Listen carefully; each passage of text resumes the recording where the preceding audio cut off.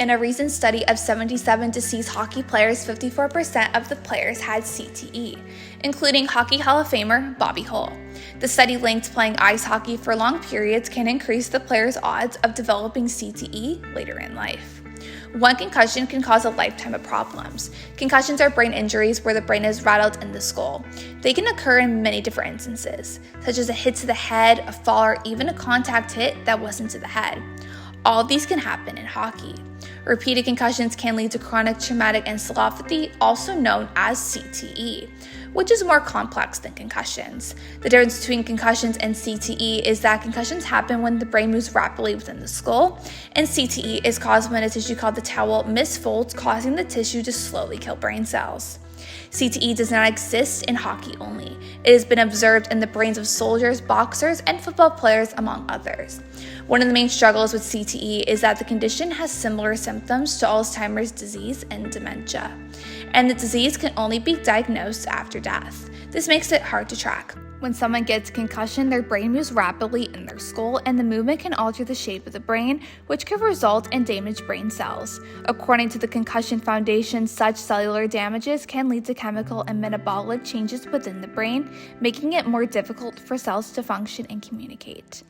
In the context of hockey, a major question remains: is contact the main reason for concussions in the sport, or do athletes sustain concussions beyond contact plays? Can I give the simple answer and say stop playing to contact? Right? I mean, that would be the way to remove it. I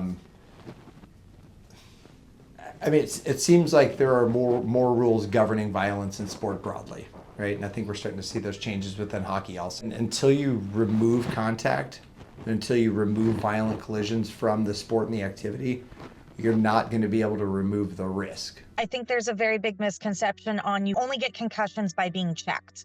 My son never gets checked. Nobody considers the fact that he's getting pucks chucked at his head. If there's a breakaway and the kid ends up misstepping, he could easily crash into him and he can go flying backwards and his head could hit the post. There's all kinds of things that could happen. Nobody thinks of that because they only associate concussions with being checked in hockey. I think of the situation where, Wayne Simmons and I collided and he hit my chin. I was looking one way, he was looking the other way, and just kind of both ran into each other, and I don't know if there's anything we can really do about that. I don't even think it's necessarily a penalty on him. Like, he wasn't intentionally trying to do it either. So at the same time, I think there are little things, obviously being protective of how you're hitting, where you're hitting. I think they're doing a good job as far as like trying to take out blindside hits and any contact to the head, through hits are being penalized more than what they used to be. I think there's definitely a swing that way, but at the same time, I think there are instances where there's not a whole lot that you can do in those situations.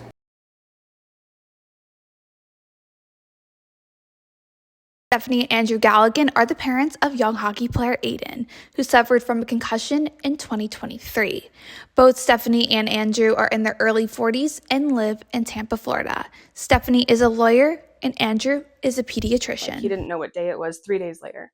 But it's the second hit that you really have to worry about, because it's like your brain rattling around in your skull and the bruising, and it can heal. But if it has like a 1, 2, 3 punch, typically within the same 6-month period, you're at real risk for long-term damage. He was like living in a dark cave, like out of commission, not in school, barely functional for like at least 10 days, probably 2 weeks. And then he got back to normal slowly. They say it can take up to 6 months to heal, but at least for like a month, he was off for sure. It was obviously headache and pain. He had a little bit of like light sensitivity. And then in the coming like days and weeks after, some balance issues. So he's pretty, solid on his feet, but you could tell he's a little off with that. And then just a little bit, kind of problems with not memory, but just how his brain was like maybe a little bit slower with functioning. Jacob Weaver is a former amateur hockey goalie. Weaver suffered from 8 concussions in his 12-year career, each with different symptoms.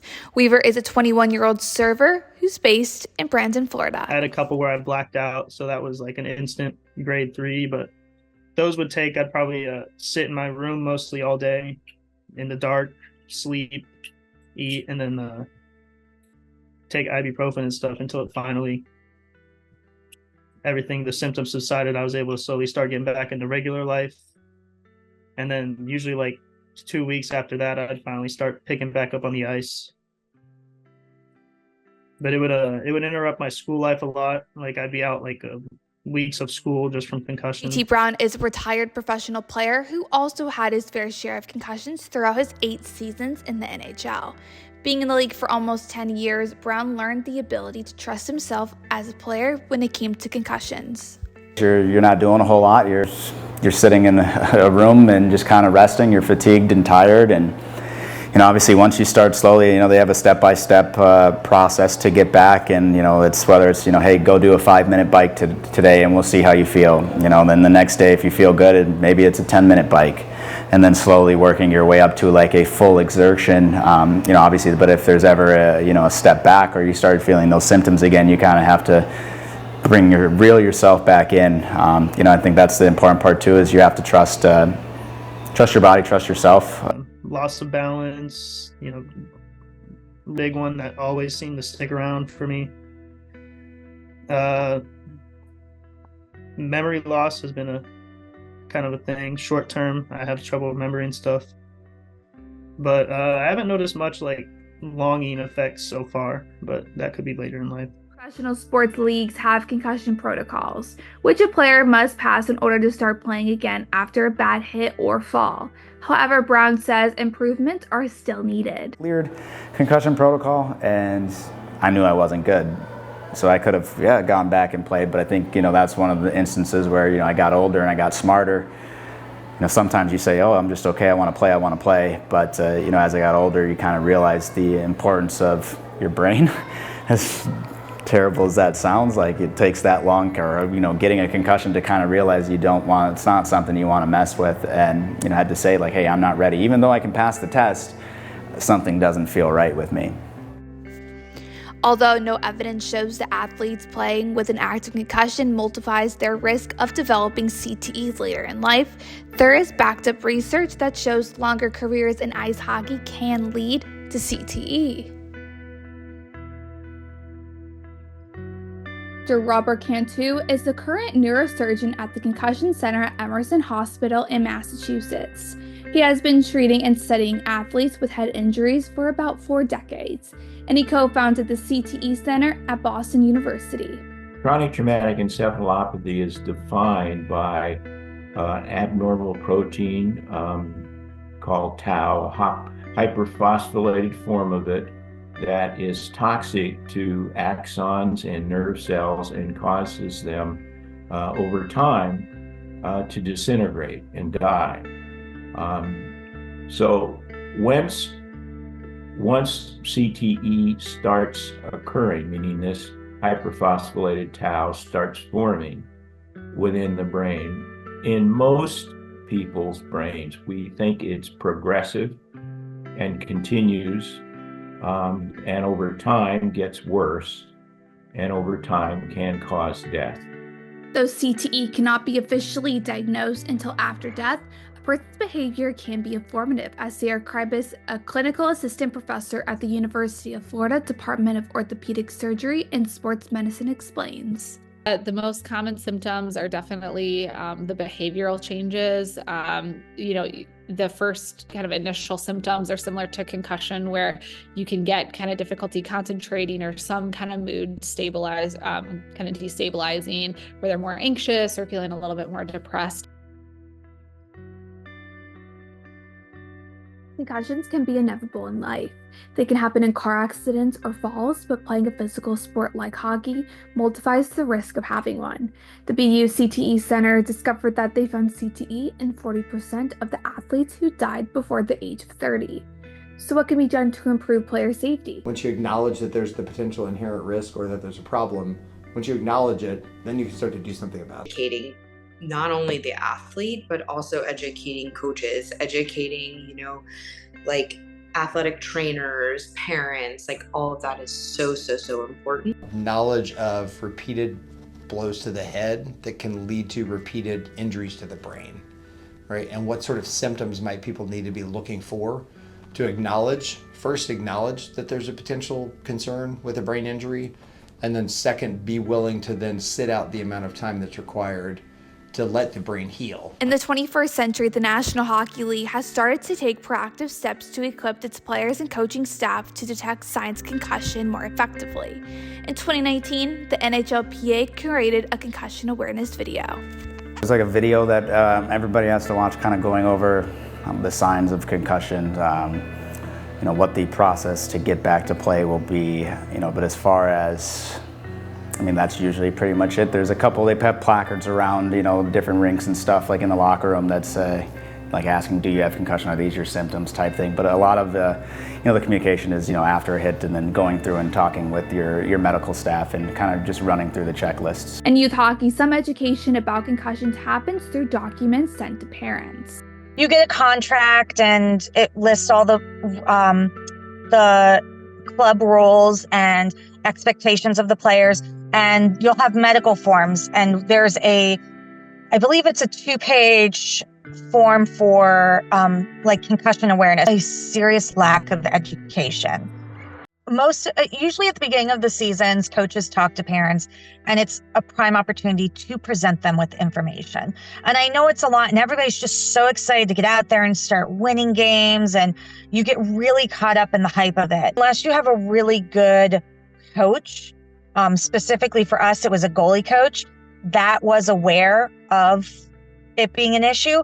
You don't have much support from the coaching staff or rink facilities or managers or anything like that. It's kind of, it sounds mean, but it's like they don't seem to think it's an issue.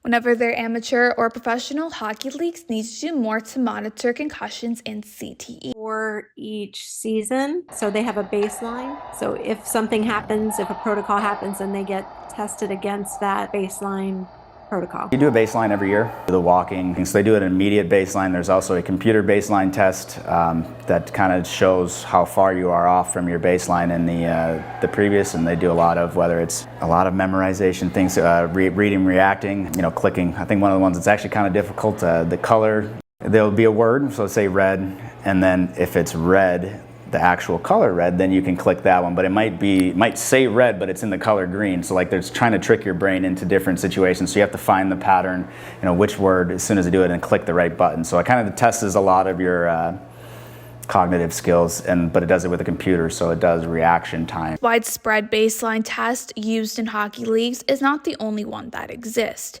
Several tests can be done in a doctor's office, like the Sports Concussion Assessment Tool.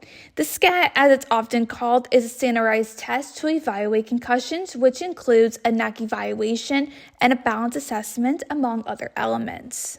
There's something called the SCAT, so we run patients through the SCAT. There's also something called the VOMS, which is a vestibular ocular motor testing. There's something called the BESS, which is a balance assessment. So we do all of those at kind of their initial visit with us, and then we'll repeat them throughout, and we repeat it again when they are asymptomatic to see. And a lot of the high schools that we cover, and even the colleges that we cover, will already have baseline testing that they take at the beginning of the season before any head injuries have occurred. So then we at least have a baseline to say, okay, now that I'm seeing you your first visit after concussion, you were initially in August, had like a perfect score, and now you have 5 points off for this thing or that thing. So we have something to compare it to. Surprisingly, considering its status as the premier professional hockey league in the world, the NHL has some of the most thorough concussion education among North American hockey leagues.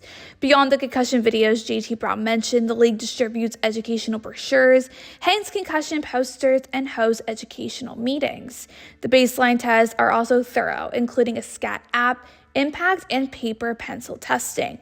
However, more still needs to be done. The National Hockey League has done a good job. What I don't think it's done a good job at all is acknowledging that CTE exists from repetitive head trauma, and that the way to minimize it is minimize the number of hits to the head and the severity of hits to the head. And I realize that unfortunately this is caught up with a legal system. There's liability involved and all of those issues. And so even if somebody fully understood something behind their own library's door, they don't want to admit it necessarily out in public. Yet speaking out is a necessary step to changing things. I think anytime anytime you have more people, whether it's speaking out about it, donating, pledging to donate their brain, obviously getting more scientific evidence on it, I think you're definitely going to have a bigger platform to speak on, and more people are going to be aware of it. I think there's definitely challenges still, in educating people on CTE. Dr. Cantu explained that monitoring how many hits hockey players take in a game would be helpful. It can be done thanks to a device called an accelerometer. I do think the monitoring device of an accelerometer just alone is useful, not in determining concussion, but in determining the number of hits and the severity of hits that somebody's had. And if somebody is being shown to have an unusual number of hits, they probably should be studied to see if there's something in the way they're playing the sports that putting themselves at increased risk. Research on concussions and CTE has been growing, but a lot remains to be done in great part because people cannot be used for this research. Instead, brains need to be donated after death. At the end of 2024, the Boston University Brain Bank had over 1,600 brain donations. Many more will be needed to advance the research. We're not going to be able to treat or prevent CTE until we can not only diagnose it, right, but also recognize it. But even before that, we have to teach people that this is a problem.